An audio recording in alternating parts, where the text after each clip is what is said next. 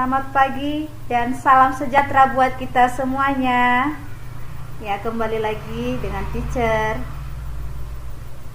Saat ini kita akan masuk ke materi pembelajaran kita yang berjudul Sistem Pencernaan Manusia.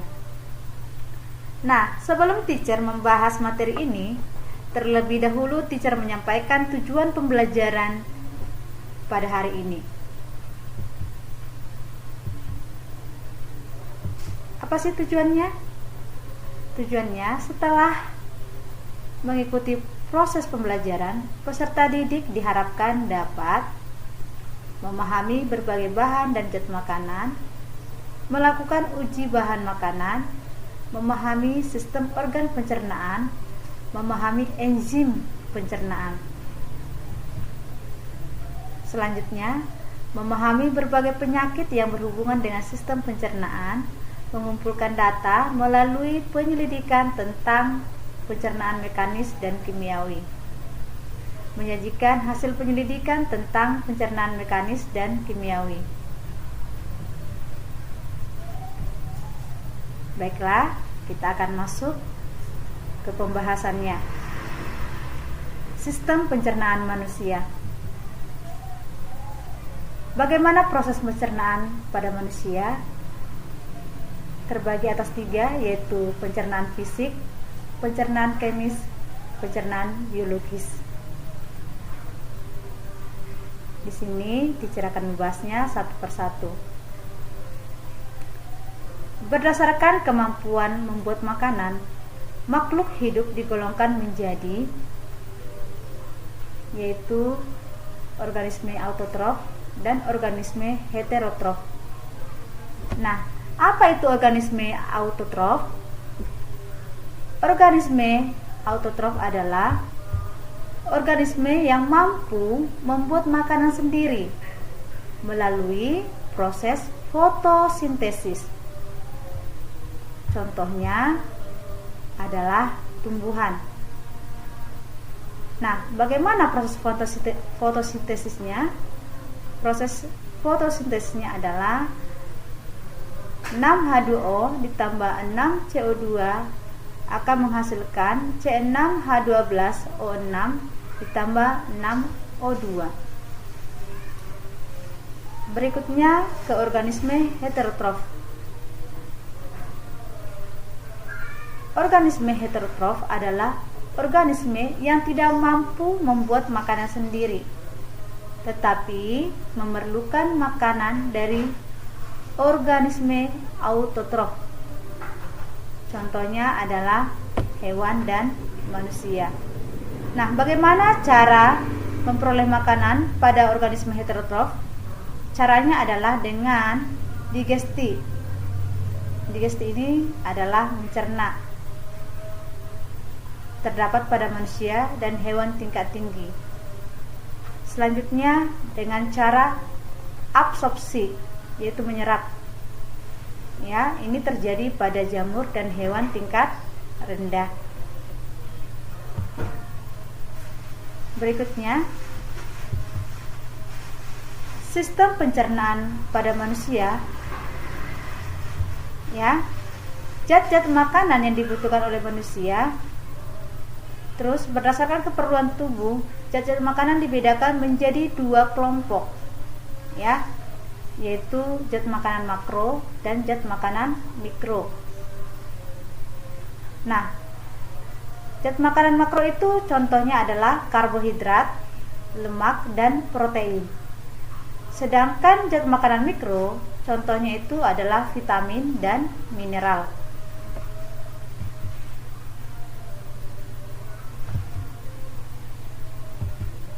Kita bahas satu persatu ya. Karbohidrat.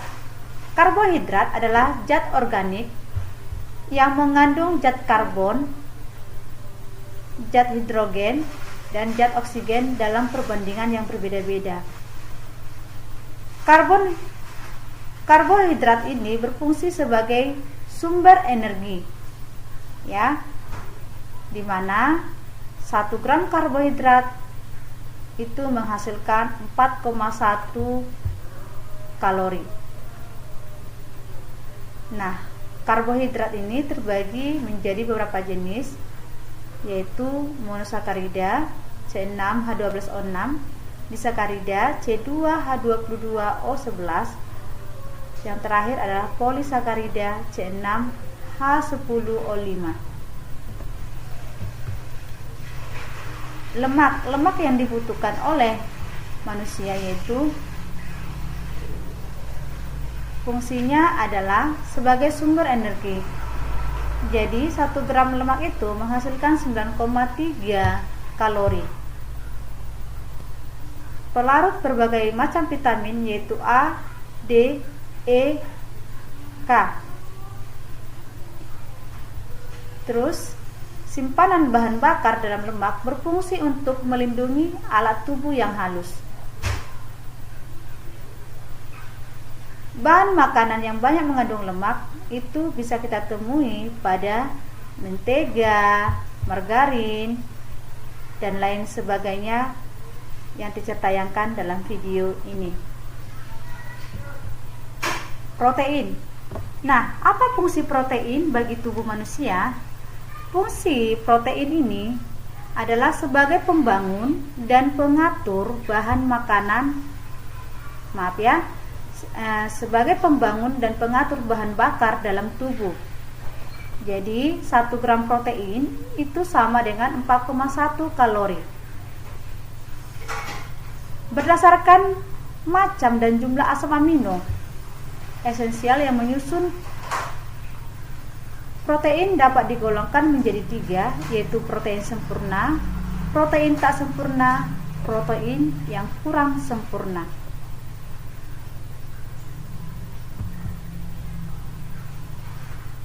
Berdasarkan sumbernya, maka protein dapat digolongkan menjadi protein nabati dan protein hewani. Kita masuk ke dalam vitamin. Kenapa vitamin diperlukan dalam tubuh manusia? Karena zat organik yang diperlukan oleh tubuh dalam jumlah sedikit tetapi penting untuk mempertahankan gizi yang normal. Umumnya vitamin dibagi menjadi 2 golongan besar, yaitu vitamin yang larut dalam air dan vitamin yang larut dalam lemak. Ya. Contoh vitaminnya itu ada vitamin B kompleks. Ya, vitamin B kompleks ini ada B1, B2, B6 dan lain sebagainya. Sedangkan vitamin yang larut dalam lemak itu ada vitamin A, D, K, dan E. Mineral. Nah, bagaimana juga fungsi mineral bagi tubuh manusia? Kita tahu bahwa zat mineral itu terdapat pada Na, K, Ca, P, Mg, S, dan Cl pada umumnya digunakan untuk sintesis jaringan. Ya. Apa itu Na? Na itu adalah natrium, K itu ada kalium. Semua singkatan ini ya, kamu bisa melihatnya nantinya di tabel periodik unsur ya.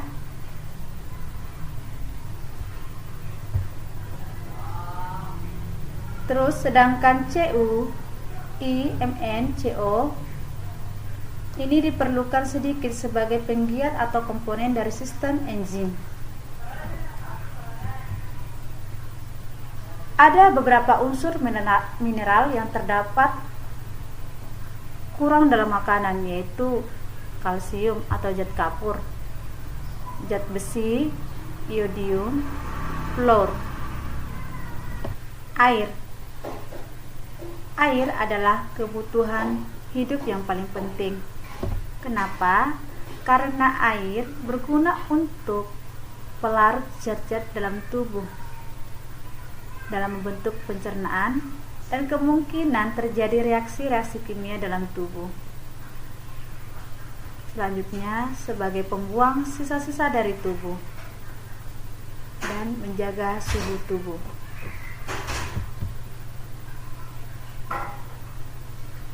kita masuk ke sistem pencernaan manusia.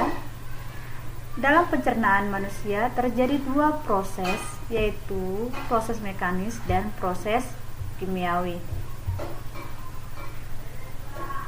Nah, sistem pencernaan manusia didukung oleh alat pencernaan makanan dan kelenjar pencernaan makanan. Alat pencernaan makanan manusia itu ada pada rongga mulut, ya, di sini posisinya. Ada tekak atau faring. Sini. Ada kerongkongan atau esofagus yang ini. Lambung di sini ya. Usus halus di daerah sini, poros usus di sini. Selanjutnya dubur atau anus di sini ya. Disinilah terakhir proses sisa makanan dikeluarkan. Oke, kita bahas satu persatu ya. Rongga mulut. Dalam rongga mulut dilengkapi alat-alat yang berguna untuk proses mekanis maupun kemis. Di antaranya adalah gigi dan lidah. Ini gigi ya, ini lidah. Terus kelenjar ludah. Oke. Peranan gigi dalam proses pencernaan, yaitu dalam rongga mulut zat makanan dikerjakan secara mekanis oleh gigi agar menjadi bagian yang lebih kecil, artinya dipotong-potong dan dikunyah. Nah, dalam pekerjaannya gigi dibantu oleh lidah dan ludah. Jadi untuk proses pencernaan ini, supaya makanan itu bisa lumat, itu kita kunyah di gigi, dibantulah oleh lidah dan ludah supaya lebih lumat. Oke, sekian dulu materi untuk hari ini ya. Jadi untuk alat pencernaan hanya di rongga mulut dulu teacher jelaskan. Berhubung waktu untuk video ini tidak bisa durasinya terlalu lama, supaya anak semua tidak bosan di dalam menonton video teacher. Dan teacher berharap anak-anak bisa memahami materi yang teacher sampaikan, dan mohon anak-anak juga mau mengulang pelajaran ini di rumah ya, supaya lebih paham dan lebih mantap untuk menguasai materi ini. Dan apabila anak-anak semua kurang mengerti dengan video yang teacher sampaikan ini, kalian boleh menanyakan ke teacher. Sebelum menanyakan ke teacher, terlebih dahulu kamu diskusikan dulu dengan teman-teman kamu di grup kita ya, baru kalau sudah memang tidak bisa, baru kembali bertanya ke teacher. Oke. Untuk tugas kita hari ini, kamu bisa melihatnya di Google Classroom, dan kamu mengumpulkannya pada hari ini juga ya. Kita mulai pembelajaran pukul 8.30. Berarti tugas ini paling lambat kamu kumpulkan 11.30. Oke. Sekian dan terima kasih. Dan teacher berharap ini bermanfaat buat anak-anak semuanya. Selamat belajar. selamat mengerjakan tugas dan tetap semangat. Bye bye.